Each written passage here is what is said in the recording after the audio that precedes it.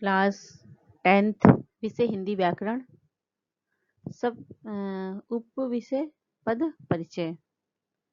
कल हम पद परिचय में संज्ञा और सर्वनाम से पद परिचय देखे थे।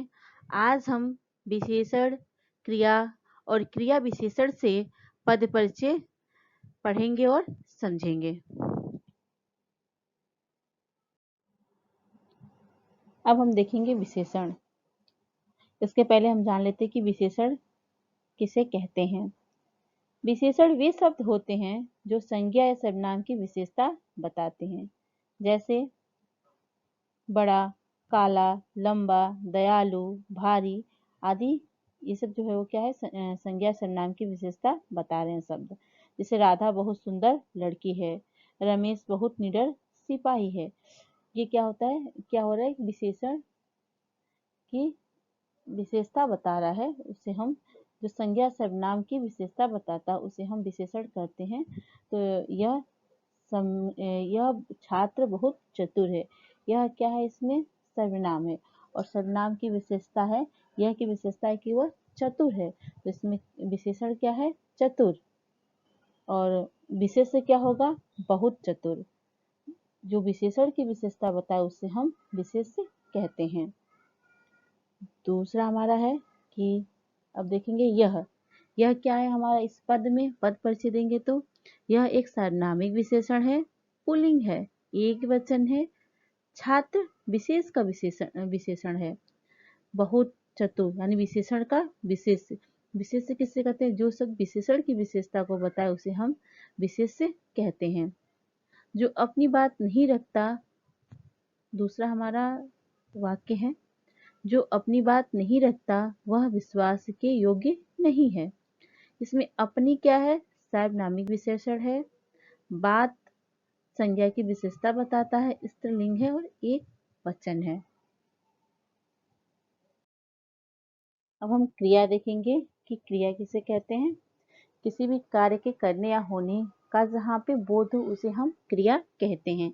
क्रिया हमारी दो प्रकार की होती है, अकर्मक क्रिया और सकर्मक क्रिया। जैसे कि नाम से ही विदित है, अकर्मक यानी बिना कर्म के साथ, सकर्मक यानी कर्म के साथ। एक अकर्मक बिना कर्म के और दूसरा कर्म के साथ। लिंग भी देखते हैं, वचन पुरुष काल, जैसे वह पुस्तक पढ़ेगा। अब पढ़ेगा का हम लेते हैं कि पढ़ेगा में कौन सी क्रिया लगी है, तो सकर्मक क्रिया है। पढ़ने वाला जो है वो किसी कार्य को कर रहा है, इसलिए यहाँ पे सकर्मक क्रिया है। वचन एक वचन है, पुल्लिंग है, भविष्य काल है, और पढ़ेगा यानी भविष्य काल है। और दूसरा है उदाहरण हमारा, उपवन में सुंदर फूल खिले हैं। अब हम देखते हैं खिले हैं वाक्य में, ये क्रिया है, इसका कैसे पद परिचय देना होगा तो हम देंगे। ये खिले हैं अकर्मक क्रिया है, बहुवचन है और पुल्लिंग है।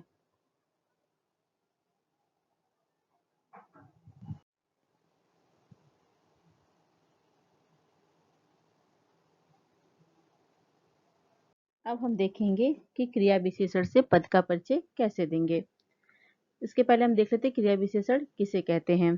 जिन शब्दों से क्रिया की विशेषता का पता चलता है उसे हम क्रिया विशेषण कहते हैं। जैसे वह धीरे धीरे चलता है। अब क्रिया विशेषण से पद परिचय देने के लिए हमें क्रिया विशेषण के कितने भेद होते हैं, फिर जिस क्रिया की विशेषता बताई गई हो उसके बारे में कुछ निर्देश दिए जाते हैं। जैसे मैं रोज सवेरे धीरे धीरे चलता हूँ। अब धीरे धीरे ये क्रिया की विशेषता बताई जा रही है कि धीरे धीरे चल रहा है, चलता तो है सुबह लेकिन धीरे धीरे चलता है। अब हम देंगे इसमें रोज सवेरे में, रोज सवेरे क्या है, यहाँ पे कालवाचक क्रिया विशेषण है। रोज सवेरे यहाँ क्या है, कालवाचक क्रिया विशेषण है। दूसरा हमारा वाक्य है, हम बाग में गए परंतु वहाँ कोई आम नहीं मिला। अब नहीं इसमें क्या है, रीतिवाचक क्रिया विशेषण है, निषेधात्मक है। मनाही है, नहीं मिला ना, तो निषेधात्मक यानी जहाँ पे मनाही होती है, मना किया जाता है, वहाँ पे निषेधात्मक वाक्य होता है। मिला क्रिया की विशेषता बताता है, इसलिए यहाँ पे क्रिया विशेषण हुआ।